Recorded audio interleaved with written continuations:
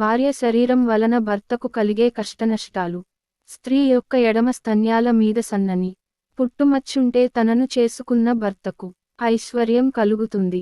తొందరగా వృద్ధిలోకి వస్తారు. పెద్దగా ఉండే స్త్రీ సన్యాలు భర్తకు కష్టాలను తెచ్చి పెడుతుంది.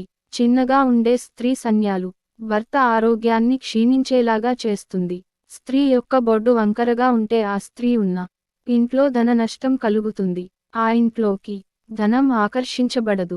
స్త్రీ యొక్క నడుము పైన మచ్చలు ఉంటే ఆ స్త్రీ పురుషహీనత కలిగి ఉంటుంది.